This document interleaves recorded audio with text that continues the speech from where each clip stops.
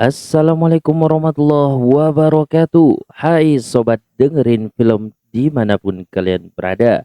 Semoga kalian sehat selalu dan diberikan kebaikan. Di penghujung tahun 2025 ini, semoga kita semakin baik dan kedepannya menjadi manusia yang dapat mencapai tujuannya. Dan kita doakan kepada saudara-saudara kita yang terkena bencana, semoga dimudahkan kehidupannya ke depannya dan dijaga setiap aktivitasnya. Dan semoga Indonesia tercinta ini menjadi negeri yang lebih makmur dan lebih damai lagi. Kali ini kita akan menceritakan alur film asal India Selatan, tepatnya film berbahasa Malayalam yang berjudul Sutrayakyam.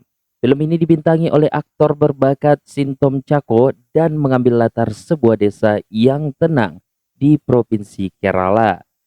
Film ini akan membawa kita melihat bagaimana kedamaian sebuah desa menyimpan berbagai dinamika emosi dan konflik yang tak terduga. Seperti biasa, siapkan sepiring nasi, secangkir kopi atau teh, atau kamu bisa mendengarkannya sambil beraktivitas. Mari Jud, mari kita lanjut and let's go.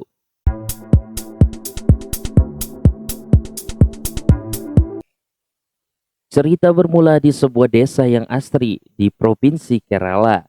Kehidupan masyarakat di sana terlihat sangat tenang dan damai. Setiap warga menjalankan rutinitasnya masing-masing.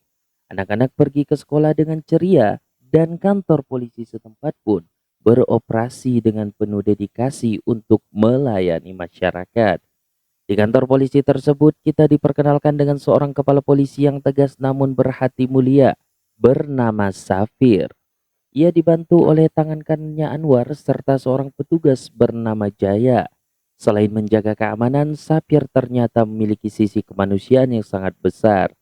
Di ruang kosong di lantai atas kantor polisi, Sapir secara rutin memberikan les matematika gratis bagi siswa-siswi di desa tersebut setelah jam sekolah berakhir. Ini adalah bentuk pengabdian tulusnya agar anak-anak di desanya menjadi pintar. Salah satu siswa yang rutin mengikuti les ini adalah Akil, seorang pemuda sederhana yang memiliki orang tua yang sangat penyayang.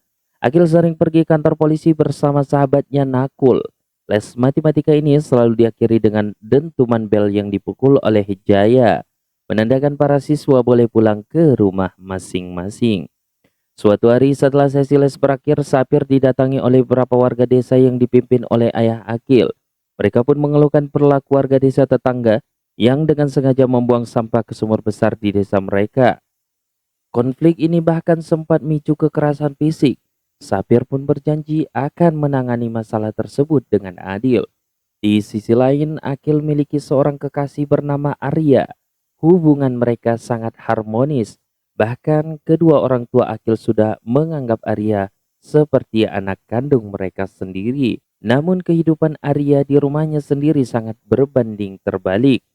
Arya tinggal bersama abangnya yang temperamental bernama Bibak.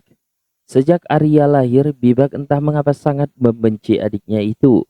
Ia selalu bersikap kasar dan bahkan tidak sudi makan di meja yang sama dengan Arya. Suatu sore saat hujan deras, Arya pun pulang ke rumah dengan keadaan basah kuyup. Saat ia sedang mengeringkan rambutnya, tiba-tiba Bibak memukulnya tanpa alasan yang jelas. Orang tua mereka yang lemah hanya bisa diam tak berdaya melihat kekejaman tersebut. Karena tak tahan, Arya pun melarikan diri ke rumah gurunya yang bernama Nimisa. Melihat luka lebam di wajah Arya, Nimisa merasa tidak bisa tinggal diam. Keesokan harinya Nimisa mendatangi Safir di kantor polisi untuk melaporkan kelakuan kasar dari Bibak. Safir yang baru mengetahui hal ini merasa sangat marah.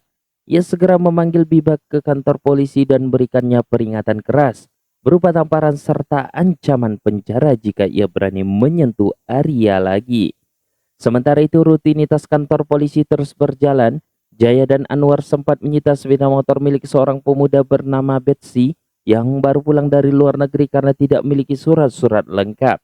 Betsy akhirnya datang bersama bibinya Shirley untuk menebus motor tersebut setelah membayar denda kompensasi. Bibak sendiri sehari-hari bekerja sebagai sopir. Yang merasa frustasi dengan kehidupannya di desa dan sering bertanya kepada bosnya si Matthew tentang lowongan kerja di luar negeri. Matthew yang saat ini sedang terlilit utang pun berjanji akan membantu Bebak mencari jalan keluar agar bisa bekerja jauh dari sana. Misteri mulai muncul tepat pada malam Natal di lingkungan rumah Betsy. Seorang tetangga melihat sesuatu yang aneh. Alarm mobil Betsy pun berbunyi dan seorang pria terlihat berjalan terburu-buru meninggalkan rumah tersebut dalam kegelapan. Keesokan paginya sebuah kejadian aneh terjadi di sekolah. Saat upacara akan dimulai, seorang murid bernama Ajmal beserta 4 temannya tiba-tiba jatuh pingsan secara bersamaan. Mereka segera dilarikan ke puskesmas terdekat. Sapir yang datang menjenguk langsung menginterogasi mereka.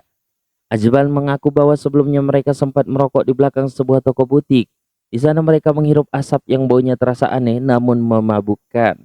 Sapir tidak langsung percaya, ia curiga bahwa anak-anak ini secara tidak sengaja menghirup zat atau obat terlarang yang disembunyikan di tempat tersebut.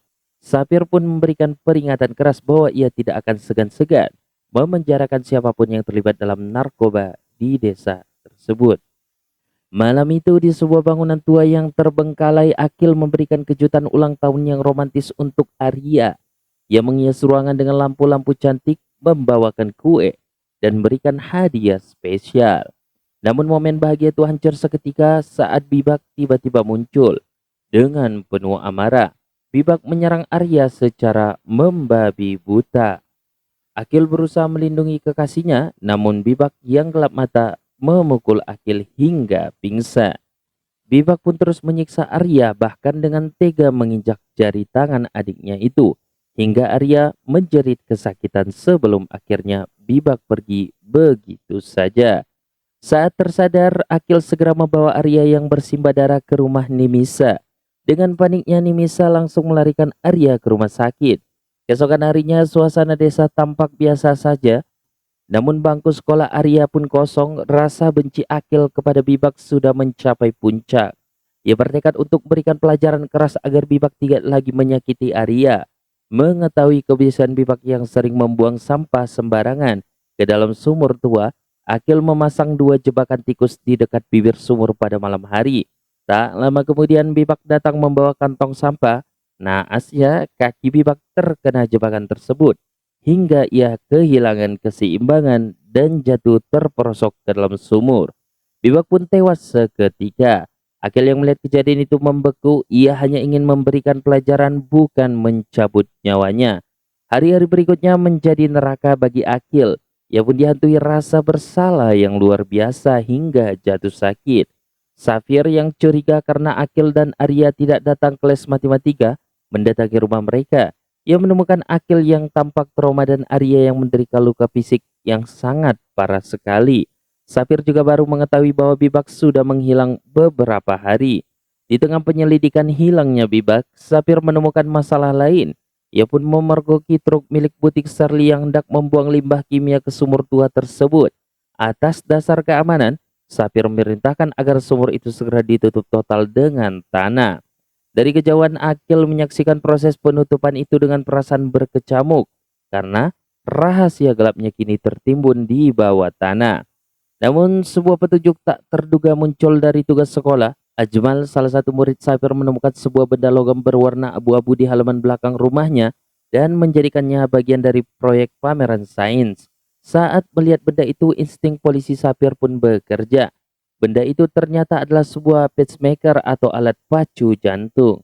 Safir tahu betul jika alat ini ditemukan di luar tubuh manusia. Itu artinya ada seseorang yang telah meninggal secara tidak wajar. Safir segera mengirim alat itu ke tim forensik. Pacemaker tersebut milik seorang wanita muda berusia 20-30 tahun dan terdapat sisa bahan kimia aseton di sana. Investigasi kemudian mengarah kepada Betsy, pemuda yang motornya pernah disita polisi. Setelah ditelusuri, ternyata Betsy telah menghilang secara misterius dan seluruh saldo di rekeningnya telah dikirim ke rekening Charlie, pemilik butik. Misteri semakin dalam saat Safir meriksa rekaman kamera dari mobil Betsy. Dalam rekaman itu terlihat jelas sosok Bibak yang meletakkan motor di sana lalu melarikan diri dengan terburu-buru. Safir kini yakin bahwa telah terjadi pembunuhan terhadap Betsy dan Bibak pasti terlibat di dalamnya. Sementara itu kondisi mental Akil semakin tidak stabil. Saat mengikuti les, ia tiba-tiba kejang dan berkeringat dingin. Bahkan saat acara ritual keagamaan desa berlangsung, Akil jatuh pingsan di saat polisi menemukan dompet milik Bibak. Di dalam mobil saat diantarkan pulang, Sapir mencoba memancing Akil dengan membicarakan Bibak, yang langsung membuat Akil gemetar ketakutan. Sapir kini menyadari bahwa ada benang merah yang menghubungkan kematian Betsy, hilangnya Bibak, dan ketakutan luar biasa yang ditunjukkan oleh murid kesayangannya Akil.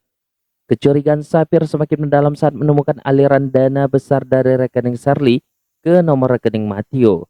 Setelah diinterogasi, Matteo akhirnya mengaku bahwa ia sedang bangkrut dan meminjam uang dari Shirley, yang ternyata adalah kekasih gelapnya.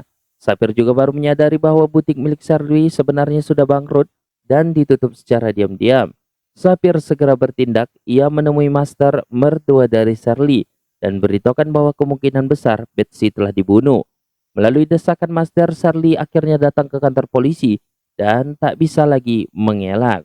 Di hadapan Sapir, Shirley menceritakan fakta mengerikan yang selama ini ia sembunyikan. Malam itu di toko butiknya, Shirley terlibat adu mulut dengan Betsy yang menagih uang miliknya. Situasi memanas hingga terjadi kontak fisik. Saat itulah Bibak yang datang atas perintah Matteo untuk bantu Shirley membuang limbah toko. Melihat majikannya diserang, Bibak langsung memukul Betsy dengan sangat keras hingga tewas di tempat. Mereka tidak menyadari bahwa Betsy memiliki penyakit jantung. Dalam kepanikan ini, Shirley menyusun rencana keji. Ia menyuruh Bibak membuang motor Betsy di rumahnya. Sementara itu, Shirley mencoba melenyapkan jasad Betsy di bak mandi dengan cairan kimia aseton yang kuat. Asap dari cairan inilah yang tanpa sengaja dihirup oleh Ajmal dan teman-teman hingga pingsan. Sadisnya, Shirley kemudian memotong-motong tubuh Betsy ke dalam beberapa kantong sampah dan menyuruh Bibak untuk membuangnya ke dalam sumur desa sedikit demi sedikit selama 3 hari berturut-turut. Itulah sebabnya bayangan Bibak terlihat melintas di depan jendela Ajman dan terekam di bar hotel. Setelah Shirley dijebloskan ke penjara, Sapir langsung bergerak untuk bongkar kembali sumur yang telah ditutup dengan tanah. Dengan bantuan alat berat dan tim forensik, kebenaran pahit pun terungkap. Mereka menemukan potongan tubuh Betsy di dalam plastik sampah, namun di dalam dasar sumur itu mereka juga menemukan jasad Bibak yang sudah tak bernyawa dengan kaki yang masih tersangkut di sebuah jebakan tikus. Di saat yang bersamaan, Nimisa menelpon Sapir dengan suara bergemetar dan menceritakan pengakuan Akil. Sapir pun terdiam 1000 bahasa. Hatinya hancur mengetahui murid kesayangannya terlibat dalam kematian Bibak ini. Keesokan paginya, dengan berat hati Sapir mendatangi rumah Akil untuk menjalankan tugasnya. Suasana pun menjadi sangat memilukan saat ayah Akil bersimpuh dan memohon agar ia saja yang dipenjara menggantikan anaknya. Akil menangis terseduh-seduh dan memeluk Sapir, pria yang baginya bukan sekedar polisi melainkan guru yang sangat ia hormati. Arya yang menyaksikan cinta sejatinya dibawa pergi hanya bisa mengejar mobil polisi sambil terus menangis histeris. Sapir yang merasa iba kemudian mengupayakan segala cara, termasuk berbicara dengan pejabat daerah agar Akil mendapatkan keringanan hukuman, karena tindakannya bukanlah pembunuhan berencana, melainkan kecelakaan yang dipicu oleh rasa ingin melindungi Arya. 6 bulan pun berlalu, meski Akil harus mendekam di balik jeruji besi, Sapir tidak pernah meninggalkannya. Sebagai bentuk dedikasinya, Sapir kini rutin memberikan les matematika di dalam penjara remaja, mengejar Akil dan narapidana lainnya. Sementara itu, Arya terus setia mengirimkan surat cinta kepada Akil, yang menjadi satu-satunya sumber kebahagiaan pemuda itu selama menjalani masa hukumannya. Nah, sobat dengar film, akhir dari kisah ini memberikan kita pelajaran yang sangat berharga.